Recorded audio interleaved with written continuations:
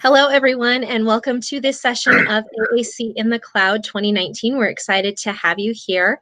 This session will be hosted by Chana Feinstein, and she will be presenting on shared storybook reading with AAC users who don't like to read books and how to make it awesome. So with no further ado, Hannah, take it away. Hi, everybody. So thank you so much for joining me today. I know this is a topic that a lot of us struggle with because we know how important reading is for kids, but our kids who are AAC users oftentimes can be very resistant to it. So I hope that this will be helpful in helping you think of some new ways to approach getting kids to start enjoying shared storybook reading. So our learning objectives for today, excuse me, is number one, we're going to, hopefully by the end, you'll be able to describe 2 ways to adapt a book to make it interactive. You'll be able to identify 3 characteristics of books that are suitable for kids who are just starting to participate in shared storybook reading. You'll be able to explain the CAR model for shared storybook reading. And you will be able to identify 2 ways to add people, animal, and environmental sounds to a child's speech generating device. Okay, so I think we all know kids who have 0 interest in shared storybook reading. And for some of the kids, like our guy on the left there, it's just boring. He would much rather play with toys or do a million other things. Books are boring. And then our kid on the right there is representative of some of our other children who actively resist it. Like if you bring out a book and try to get them to sit down with you, they're going to throw that book. They're going to get actually aggressive about it. So I know we have a lot of these kids on our caseload, and it can be challenging. And I know a lot of times when I bring out books with a family that's new to my caseload, a lot of times there's kind of this flinch that I get from the mom or the dad, like, oh, because we've tried that and he hates books. No, don't do that. It's going to be a disaster. But, you know, I, as the SLP, I have a responsibility to make sure that child is starting to learn how to do shared storybook reading. And it is hard. It really is hard. Many of our kids don't want to do it, but it's super important not to push off working on that, because shared storybook reading, let's go back to our definition. First of all, before we talk about why it's important, what is it? So it's not looking at a book, okay? It is the interaction that occurs between an adult, or it doesn't have to be an adult. It could be an older child or whatever, and a child when reading or looking at a book. So if the child is just flipping through pages in a book on their own, that's not shared storybook reading.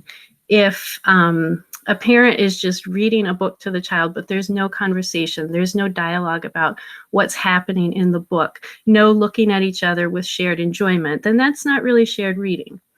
So shared storybook reading is when you have 2 people who are talking about a book together, and the focus is not necessarily on the text, but on the conversation that you guys are having. And it's really, really important because number one, when you do shared storybook reading, it helps kids build their receptive and expressive language skills. It's exposing them to a lot more vocabulary. It helps kids to learn about places, events, and people that they haven't experienced directly and may never be able to, whether that's, something that happened in history or just a place that is very far away and they're unlikely to get to. It exposes them to the much broader world beyond what they're used to. And it really helps kids to understand other people's perspectives, which is super important for a lot of our kids who do struggle with that. It helps them develop conversation skills because shared storybook reading is all about turn taking and a shared focus, something that you guys are talking about and really enjoying the dialogue that's developing. When you're reading a storybook versus like a nonfiction type of book, it helps kids to understand how narratives are structured. How do you tell a story?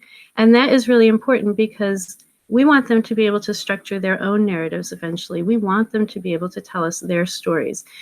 I I need to know, if something happened at school and somebody's bullying the kid. The child needs to be able to tell us that. The child also needs to be able to tell us all the wonderful stories, all the wonderful things that happen to them as well.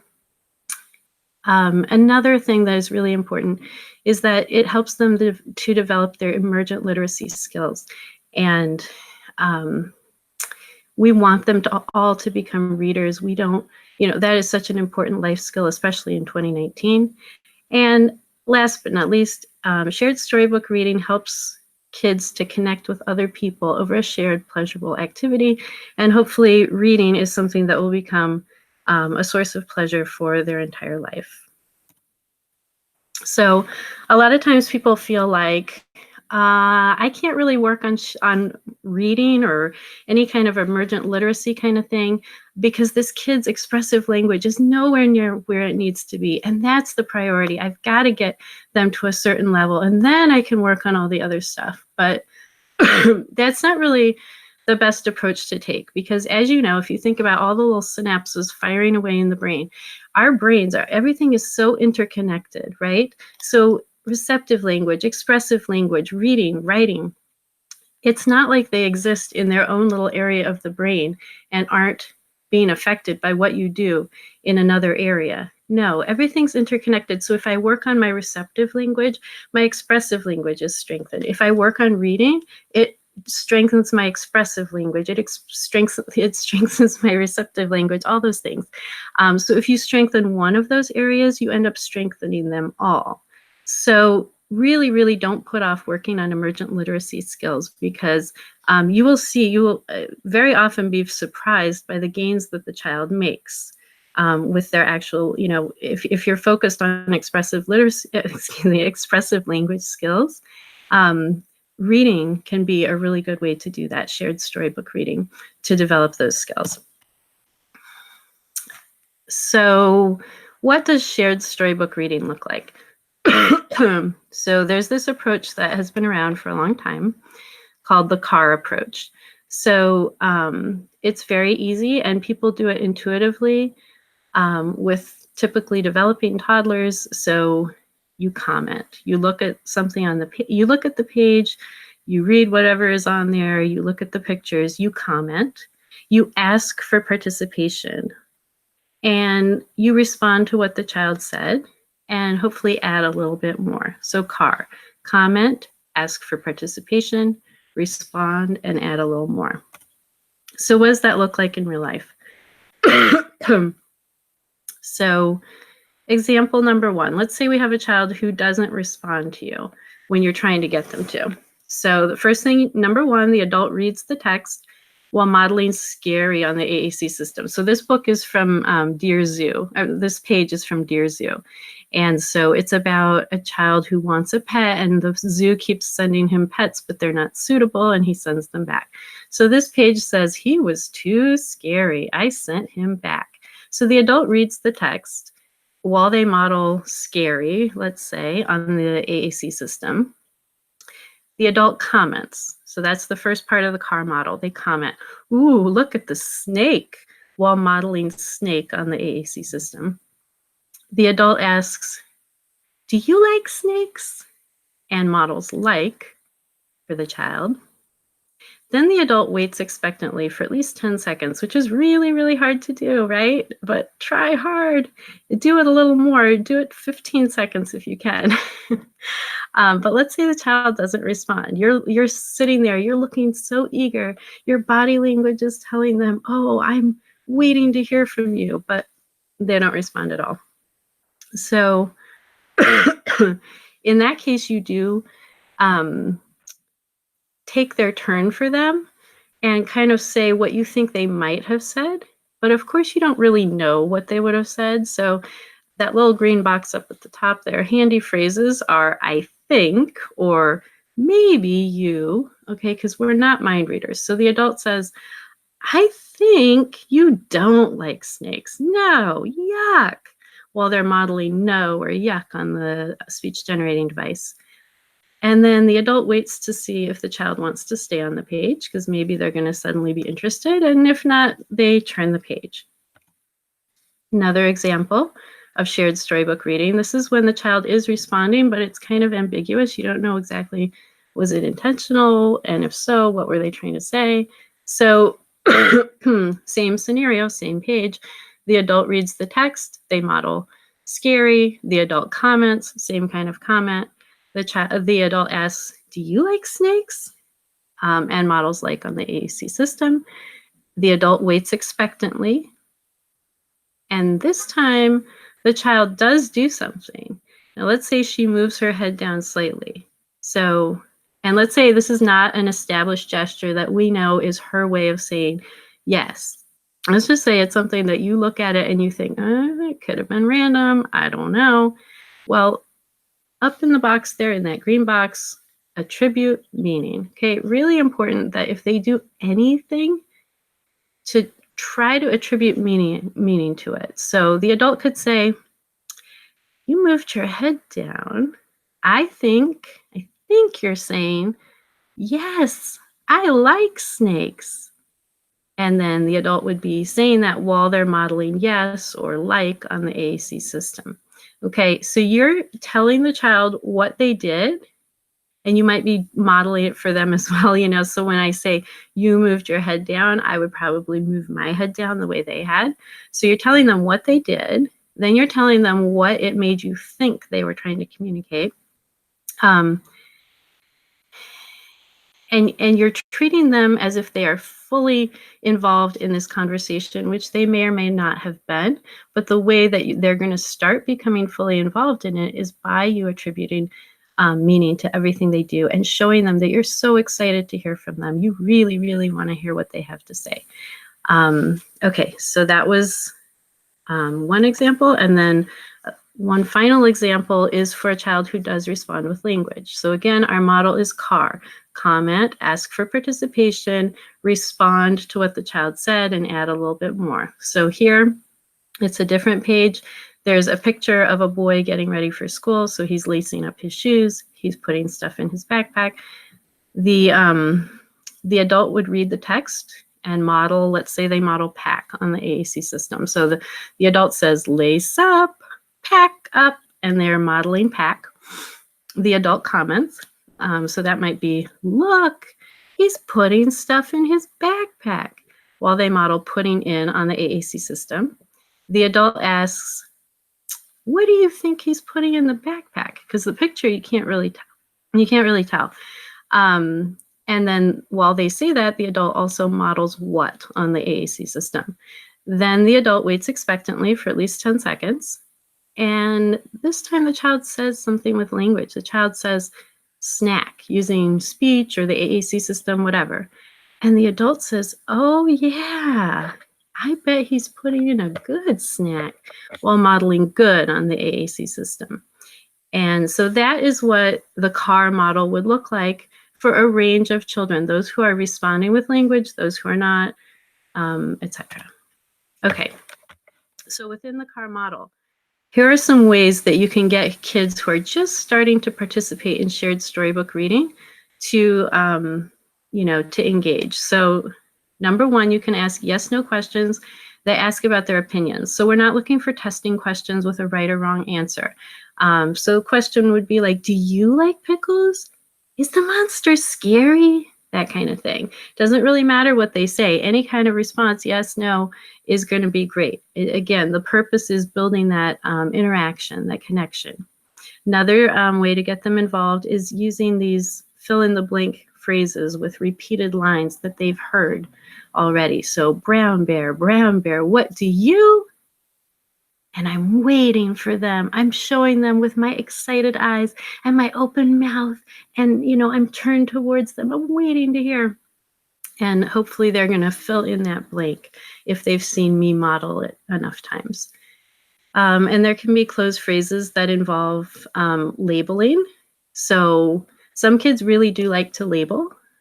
So look, now the caterpillar is eating a...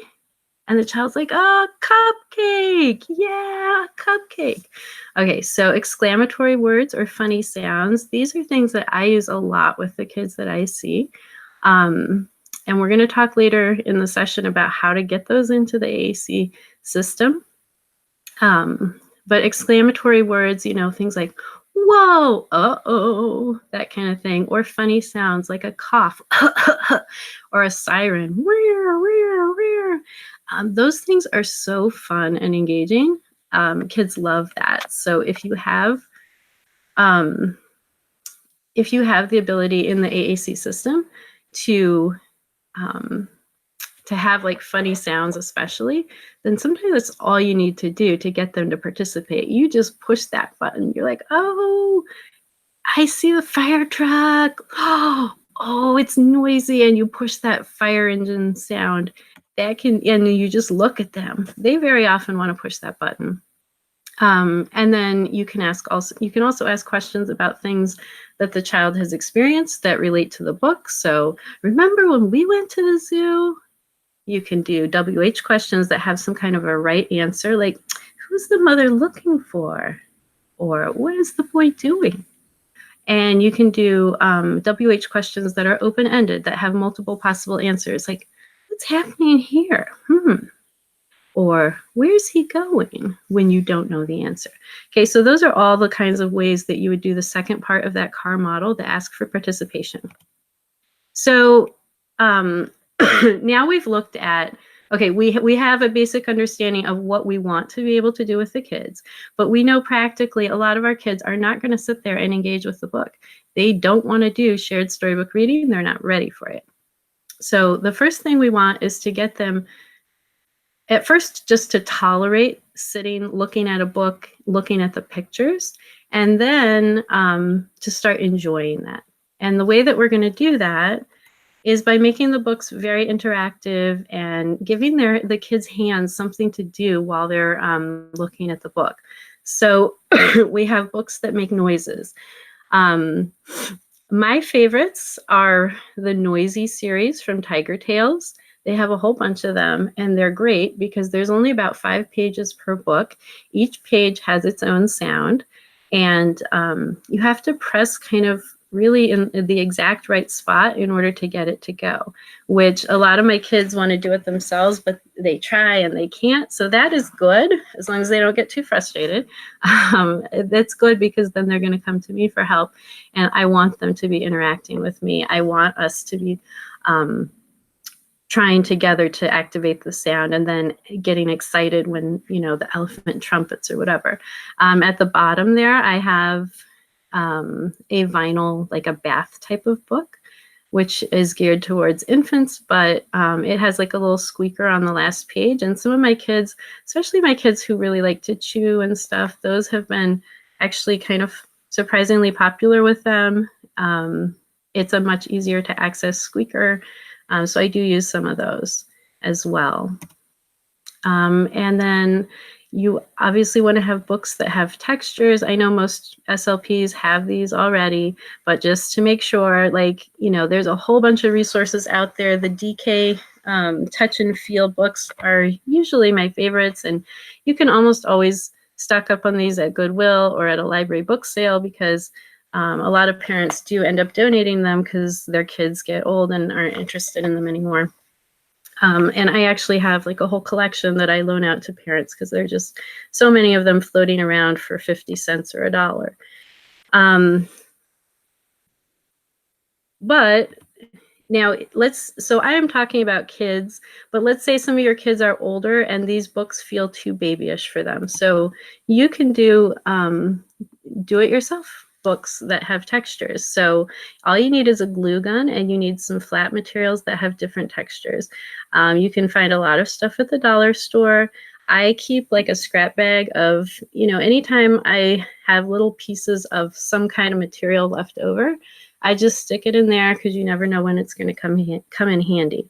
And so you can take any book you want that looks, you know, more age respectful for the child that you're working with, and you just hot glued something down. So like if you have a picture of a bed, you might want to take like a piece of soft fabric that kind of matches the color of the blanket, and just glue it down.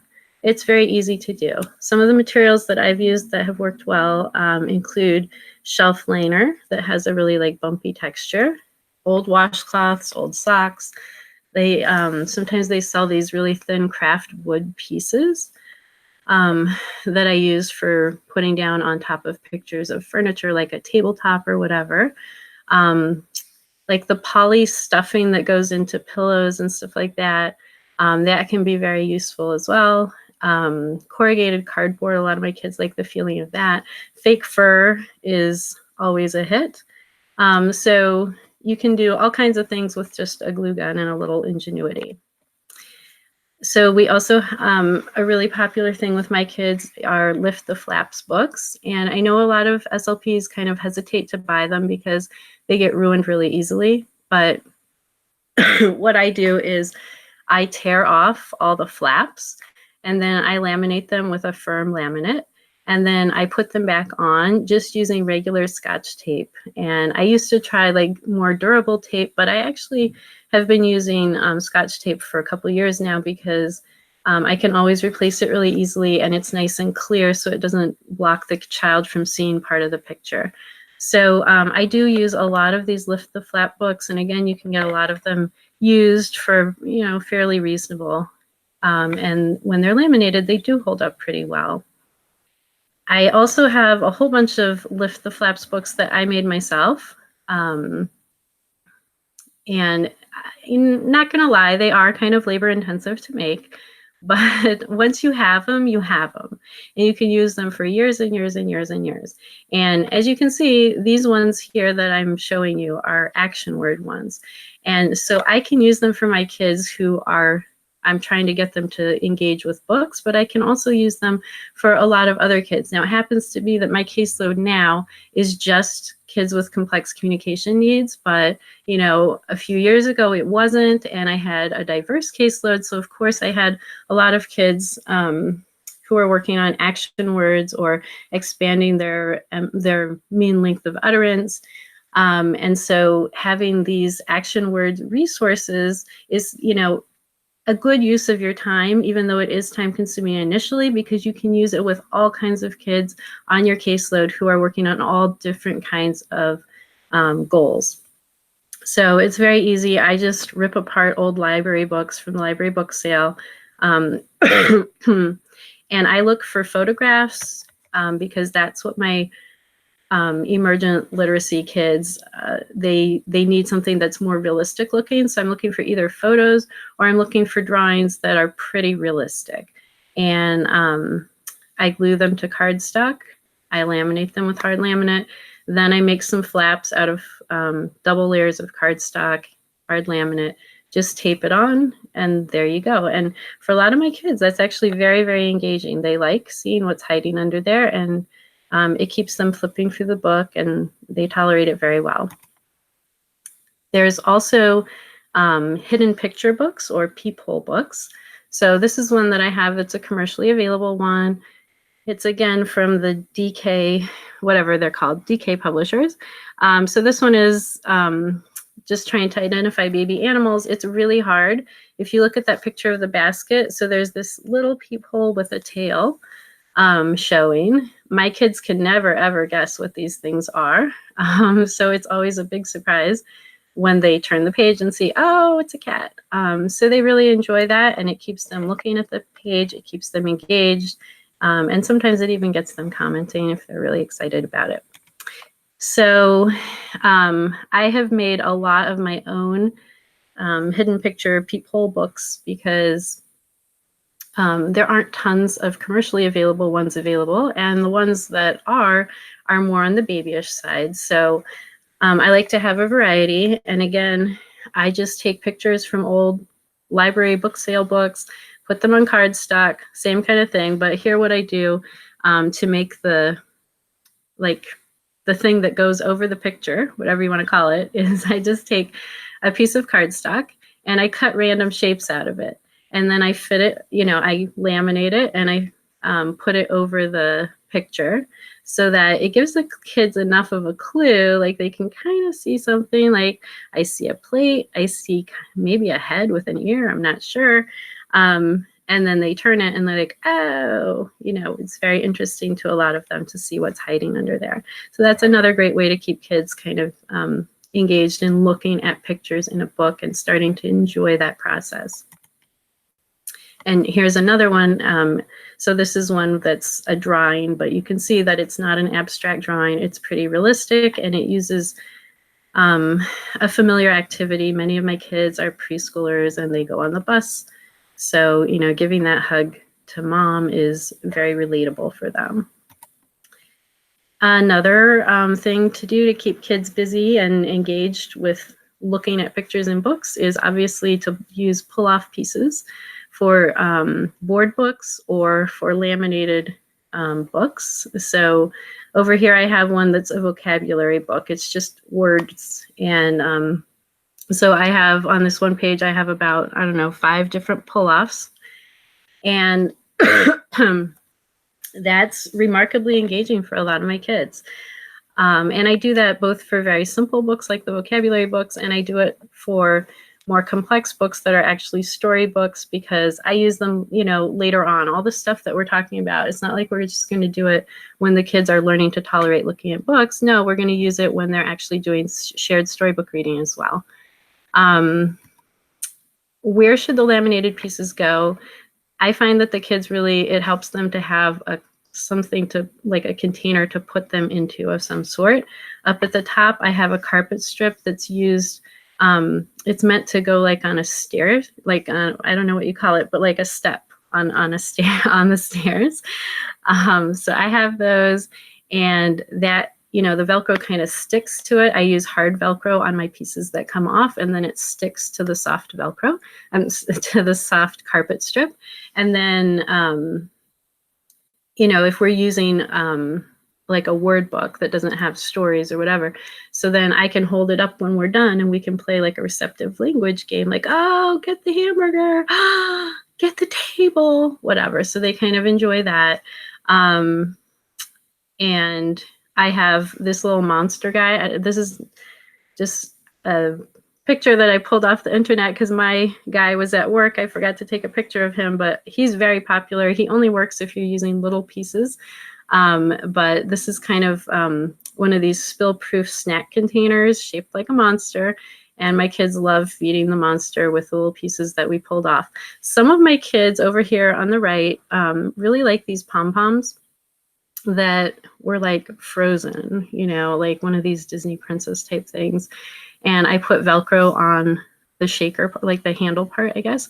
And then as we go through and read a book, we take off some of the pull-off pieces and put them on there and shake, shake, shake the pom-poms. So some of my kids really like that. Some of them hate it. Some of them want to pull all the things out of the pom-poms. So know your kids, do what works for you. And then obviously the simplest thing that you can do is just try a box that has a slit cut into it, which is what a lot of people do. And that's kind of cool for the kids because they see the pieces disappearing into the box.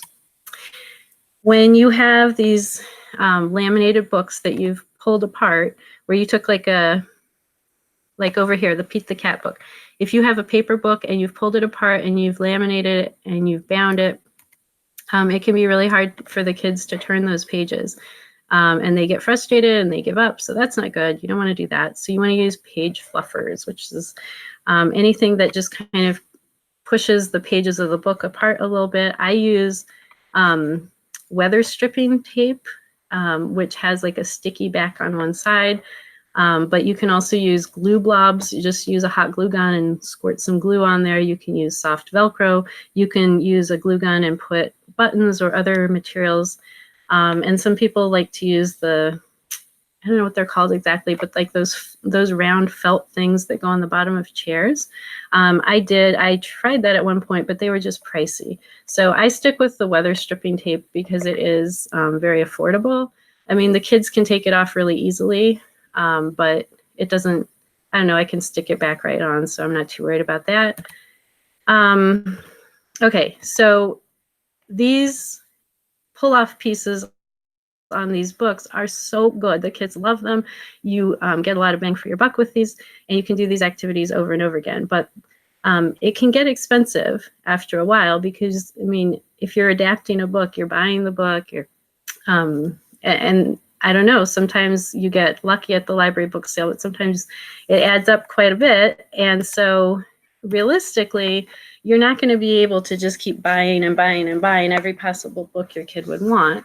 But you want to be able to use library books, but your kid, let's say, is not at the stage where they're going to just sit and look through the pictures in the book. They need something interactive. So this year I started doing something, I don't know, it's been working great. I'm really excited about it. What I did was I took these headbands that are basically just a piece of elastic that has a little bit of grippy material at on the underside. And I put sew on Velcro onto one part. And then I can just tie a knot to make it the right size for the library book that I want to adapt and slide it over the pages.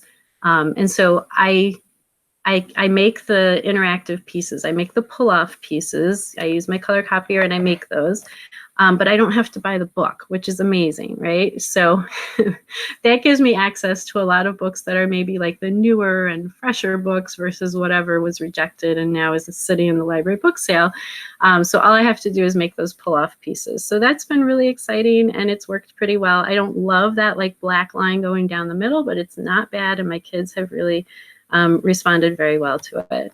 So these are the headbands that I use. They're about $4. You get 4 pieces in a pack, which is not bad.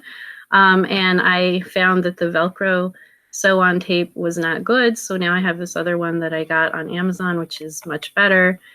And then I was sewing that on, but it was just time consuming. I am not a sewer. So I've been using a hot glue gun, and that has so far been holding up really well. So I've been really, really excited about that because that has expanded the number of books that I can make interactive so much. And that's really cool. Okay. And another thing that I do is a lot of my kids have certain characters that they really, really love, like Elmo or these Paw Patrol characters or whatever it is. So if I just put little Velcro dots onto some of the pages of a book and put their favorite character on the page of the book a few times, that's enough to keep them engaged. That's really, really exciting for them. And like, oh, look at that, there he is. So I do that a lot with some of my kids. And of course, story props. I collect all kinds of things to help my kids understand the pictures in books and to be able to keep their hands busy. So they're playing with the pictures. They're playing with the props while they're looking at the pictures. So I have, for example, here, this is one of these Llama Llama board books. So I have a Llama Llama doll, little one. I have an old dollhouse bathtub. I have a rubber ducky, etc. So, and usually if I'm in a session, I will try to put some water hiding in that rubber ducky so we can give a little squirt, but not too much that we get soaking wet.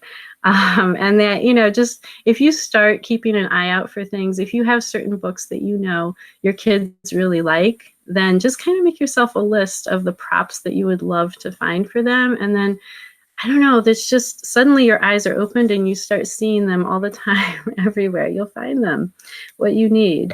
If you have children that are outgrowing things and getting rid of toys, that's a great resource. But I have found the best resources to be at the thrift store or at yard sales. Okay, so we've done a lot to make our books interactive, to give the kids something to do with their hands. They're enjoying it. They are starting to really, really like looking at pictures in books. That's great. And you know what? It might have taken us a while to get there, and that is okay. Because it's just such a fundamental thing for that child to be able to do. It pays to take the time to work on it and enjoy the process and not stress too much about it. Because once they're at that point where they really like looking at books, at pictures in books, then you can start with the shared storybook reading, which is going to do so much for their development. So how do we get them to that point where they kind of make that transition from being willing to look at books to being able to engage in that interaction, the car model for the shared storybook reading? So first of all, you want to pick storybooks that are easy to understand. So a ballpark figure, you want them to understand about 90% of the vocabulary that's used in the book, maybe even more. Like we said, the pictures should be concrete and realistic. The sentences should be simple. If the book has repeated phrases or sentences, that's definitely a plus. And the story should reflect events that are at least somewhat familiar to the child. As they get older and become more experienced with books, then we can start expanding their repertoire. But for right now, it has to be relatable for them. So let's look at a few examples. So here's one. This is a book where on every page there's an activity for you to do. And so the language is repetitive. You have that repeated line. I am a whatever, and So every page, it changes the animal and it changes the action, but it's keeping the structure of the sentence the same. Can you do it is a repeated line that occurs throughout the book. And then the response, I can do it, occurs throughout the book. So it's very manageable for the child, and for those children who are very physical, that's a very enjoyable book for them. Here's one which is this book that just kind of talks about a mom coming home from work and stretching out on her bed and all her children hanging out on her bed, and they're just having fun, enjoying each other together. So the first page is like, this is our mommy's bed. Mommy's bed is the best. And then the subsequent pages have very, very simple sentences. We play, we watch TV, I don't remember anymore what they are, but, and if you look at that picture, the sentence that is used on that page is very simple, but there's a lot going on in the picture. There's a lot that we could be talking about. So one of the girls is brushing her mom's hair. One of the girls is brushing her doll's hair, and the boy is running his cars up and down his mom's arm. And it's a beautiful illustration with so much going on and very realistic and relatable for the kids. And then we have these books that have almost no vocabulary to them, like I forget what her name is. We'll see it on the next slide, I think, but Leslie something with a P.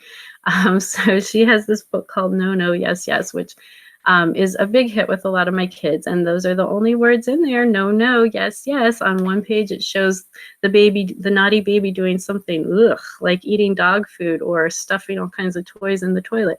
On the other page, yes, yes, what the baby should do, eat a banana or sit on the potty and use it to go to the bathroom. So my kids, even though I normally would shy away from cartoon drawings and think it's a little hard for them to understand, because of the way that the language is so simple and the bright color background, and the cartoon is very isolated. It's not, there's not a lot of visual elements going on in addition to that, and it kind of pops against the colors.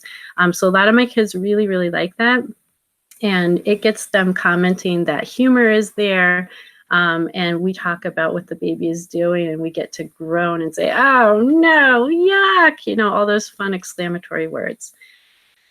So those are just the kind of level of books that we're looking for when we're getting a kid just started with shared storybook reading. So here are some of my favorite ones that you can buy. So Pete the Cat books. Now, I know those are a little bit more complex, the language, but it's offset by the fact that there's so much repetition in it, and there's the music. They have these fabulous songs that are available on the publisher's website, and that is really appealing for a lot of our kids. And then we have the Brown Bear, the Very Hungry Caterpillar, From Head to Toe. Those are very popular with my kids. The Leslie, don't know how to say this name, but Petrocelli books. No, No, Yes, Yes, Yummy, Yucky. Kids love that. And then there's this one, Toot, which is not my favorite, but unfortunately it is a lot of my kids' favorites. So, okay, we'll do it. And then a few other books that I use a lot are Dear Zoo, Go Away Big Green Monster, I Went Walking, Don't Push the Button, and then the Where's Spot, Lift the Flap books. So we were just looking at a lot of books that are available commercially, but they are all skewed towards the younger kids. If you have older kids or kids who, I don't know, for whatever reason, they're just not drawn to those commercial books that we looked at. So Tar Heel Reader is a really good resource. It's free, okay? So it's tarheelreader.org. They have tons and tons of digital books that were created using photographs, like free pictures from Flickr, and simple text.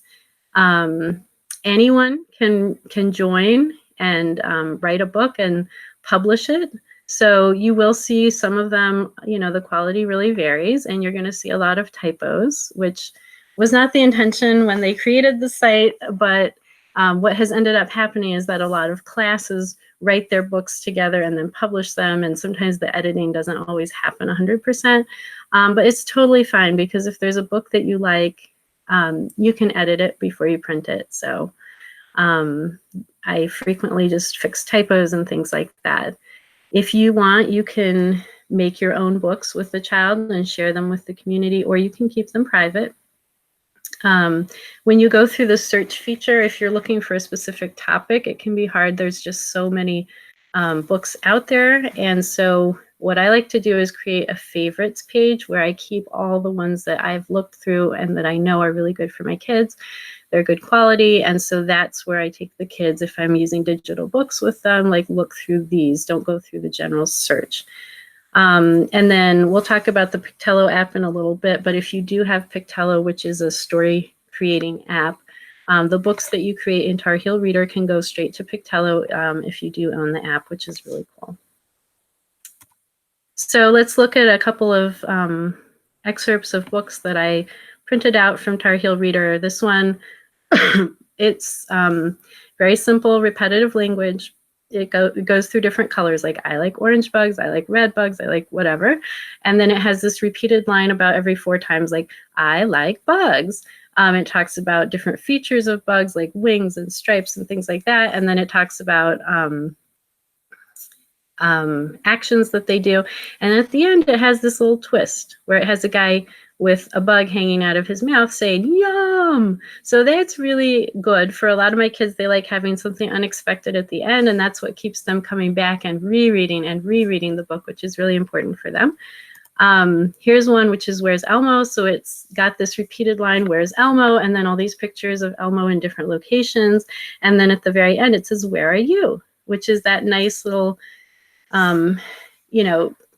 not a twist exactly, but just something a little unexpected, or bringing it outside of the book and bringing it to the reader, and it's going to change. Like maybe one day the reader is in school and another day the reader is at home, different locations at the store, whatever. So the best books for my kids are like that, where they are very simple sentences, easy to understand, and they have some kind of humor or twist at the end. Another option is making your own books, which is really, really a good, my kids just love having pictures of themselves and books talking about things that they have done. So I usually have parents send me pictures via their phone. Nowadays, it's just so easy. And I use Pictello, which is a little expensive. It's like $20, but it's not bad. I really have gotten so much use out of it, so I don't regret that at all. It allows you to just take pictures that people have sent you, quickly turn it into a book. It will read the book for you with kind of robot voice, or you can record yourself reading the book in a more natural sounding voice, whatever you want to do. You can export that as a PDF and print it out, send it home with families to use for practicing at home, or you can use it as simply for digital books. There are other apps out there that do that, but I've found Pictello to be the most intuitive. So I think we are running a little out of time, so I just, I'll have you read through the suggestions that I have there about length and what type of things to, what kind of components to have in your own books. And reminder that, when you're working with these books for these kids who are starting to do shared storybook reading, you're still keeping in all the interactive things that we talked about before, like texture, noise, flaps, props, pull-off pieces. Those are still going to be really important to keep them engaged. Now, for your kids who have speech generating devices, so when you think about the car model and getting, asking them for participation, getting them to respond to you, I have found the best way to do it is by creating sounds pages. So I like to put all kinds of sounds onto a page because kids think they're hilarious. They get a great response from people in the family and peers and things like that. So like coughing and laughing, or just all these different kind of funny sounds that people make, as well as sounds that are environmental in nature, like I don't know, the sound of a fire engine and different things like that, and animal sounds, which of course are very popular with a lot of kids. So if you have a child who's using an SGD who's using one that has a cappella voices, and they themselves are using an a cappella voice. So there's something called voice smileys, where if they're using one of the voices that I listed there on the side, so when you go to create a button for them, let's say you want to do the cough sound. So you would go to the website, for the acapella website, and get the list of, they have a whole list of, okay, if you want a coughing sound, here's what to write. If you want an ambulance sound, here's what to write. Then you go to whatever button, let's say you want to do your cough button. So you label it whatever you want, like cough sound. And then in the part where you write what message should speak, you write it as they tell you to in the list. So for example, I would do hashtag ambulance siren hashtag.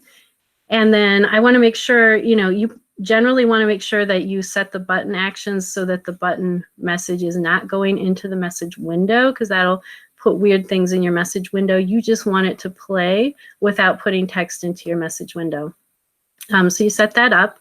That's all you have to do. You just take that list from acapella, and then you have access to all these fun sounds that you can add to your sounds page. It's really awesome. Now, if you have, and I did list on this slide here that these acapella voices that have the vocal smileys are available free in Proloquo to Go and Snap and plus Core First. Some of the voices are available in Touch Chat and LAMP as a paid upgrade, and all of the voices are available in Speak for Yourself as a paid upgrade. Okay, so not all your kids are going to have them. Some of your, whatever. If you have Proloquo to Go, they have made the process a little easier they call it expressive power. So when you go into your button editing mode, there's just a little button that you can tap, and it will give you all the sounds that are available for the voice that you're using. And you can see them on that picture there. So you can test them out, see which one you like, because there's different varieties of, coughs or different things like that. And so it's the Proloquo to Go has made it just a lot quicker to insert those sounds. If you want more info for that, there's the link. You go to the AssistiveWare site, and they'll walk you through how to do that. So if you have a user, which is, quite likely that your user may not have an a cappella voice, may not have access to those vocal smileys, it's okay. A lot of the apps do allow audio recording. So if you have LAMP or a Touch Chat with Word Power, Proloquo to Go, you can record audio. It can be audio of, let's say you want a sound of someone passing gas. So you can go on YouTube and find all kinds of sounds, right? So you can record that sound from YouTube directly onto the button that you want. You can also get people to record onto it. Now you can get yourself or one of the parents to do it, but that's not ideal. Ideal would be to get someone who is a child approximately the same age as the child that you're working with, and whose voice sounds similar to the voice that the child is using on their SGD. But you can add all kinds of sounds. So if you want the sound of a child making a play ambulance sound, like rear, rear, rear, you can get that by recording it. And yeah, it is going to be time consuming, no question about it. But oh my gosh, it's just so, I have seen so many AAC users get really excited about using their system for the first time when they had access to all these cool sounds. It got them so much attention from people in their family and in their classroom, things like that. And it was cool. It was fun. It wasn't like, for a lot of AAC users, they end up feeling like, I have to navigate through a lot of different pages to get to what I want to say, and conversation around me is moving really quickly, and it can be just kind of a little bit frustrating for some of our kids. But when they're doing these like really fun sounds, it's very, very motivating. So that's something that I have found a lot of my kids, if I want them to really engage in that shared storybook reading with me, the kind of place to start for us has been encouraging them to make sounds that match the text that we're looking at, the page that we're looking at. And some of the AAC systems do have some kind of pre-made sound pages. For example, Touch Chat with Word Power 60 Basic has an animal sounds page, which is very popular with a lot of my kids. It is very unpopular with a lot of my parents because, there's always going to be that, initial period where whatever sound page you make for the child, whether you're just using a pre-made one or one that you worked really hard on to make yourself, it's going to be annoying because the child is going to be playing those buttons nonstop. But eventually they're going to get over it, and it's going to be part of their repertoire. It's going to be something that, allows them to be humorous, allows them to show that they're an enjoyable conversation partner. So it will be something that long-term will have value for them as well. It's not just to get them engaged in the shared storybook reading. As you are thinking about what words you should model on the AAC system, to keep with that car model, you want to be thinking about what comments you want to use, what exclamatory words, what question words, what kind of words to draw attention, like look, hey, that, things like that. The funny sounds like we talked about, and what are the key nouns in the story that you might need to know where they are. So obviously as the SLP, you want to help the families make navigation cheat sheets to help them get to the words they want so that they're not scrambling while they're working with the AAC user. It's got to be kind of fast and fluid. And it's just really important to think about especially those more social focused words like the comments and the exclamations. That's where the fun really is. Are there enough of those fun words? A lot of our systems don't have enough of the social communication words. And if so, what words do we need to add? What are the words that their peers are using that are like the current slang, and what will make it more, this shared storybook reading, more fun? And you also want to think about expressive intonation. So robot voice kind of stinks. Like if you're trying to say, oh my gosh, that was hilarious. If the child's trying to say hilarious and their voice on their SGD is saying hilarious, it's just not the same. So if you can get expressive intonation, that will just make shared storybook reading so much more fun. So in this case, you're not going to create sounds pages. You're going to keep the word buttons where they normally are, their normal places in the SGD. But you can use, if they have the acapella voices that we talked about before, there's special things that you can write to create an exclamation. So instead of saying cool, it will say cool. And same thing with expressive power and Proloquo to Go. That's built into the system. You can just do that real easily. And like we said, you can record audio in some of the other systems and just give it more of an expressive, an emotional oomph when the child is talking. Okay, so I'm so excited. I was not sure we would get through all this, and we did. So we are almost here at the end. The key takeaways, I hope you guys are that number one, the goal of shared storybook reading is connection. So it's all about fun and interaction. That's really how the kids are going to learn and know the joy of reading and having that conversation about what they're reading. Number two, it's really crucial to give the kids things to do with their hands and the book while they're engaged in shared storybook reading. Number three, you want to make sure that you're using books that are at the right language level. They're interesting, they're relatable, they have concrete pictures that make sense to the kids. You also want to set up the AAC system for maximum fun and coolness. So we talked a lot about that, and you want to make sure to follow the CAR model. Here is my reference list. The most helpful resource that I can recommend to you guys is the Center for Literacy and Disability Studies out of UNC. There's the URL for them, and it's super exciting because Karen Erickson and the people from UNC who are like the gurus of literacy for kids who have complex communication needs. They are coming out with a new book in December of 2019. I have pre-ordered mine on Amazon already. I'm super excited. So that's going to be called Comprehensive Literacy for All, Teaching Students with Significant Disabilities to Read and Write. And that will be an amazing, amazing resource for a lot of us out here. So thank you so much for attending. I would love to connect with you. I am on Instagram. I have a website that I don't do much with, and I also sell a few things on Teachers Pay Teachers. So I look forward to connecting with you. And you know, if there's anybody who has like questions or feedback, I would love to hear from you. Wonderful. Thank you so much, Hannah. This has been such a great presentation. We really appreciate your time. And oh my gosh, some of the things that you've made and the creative ideas you've shared. This gives everybody a lot to think about, and a great place to kind of springboard into some new things. So thank you very much for that. Everybody, thank you for attending this session. Feel free to take a glance at the schedule to find the session you'd like to attend in the next hour, and we will see you in there. Thank you again. Have a great day.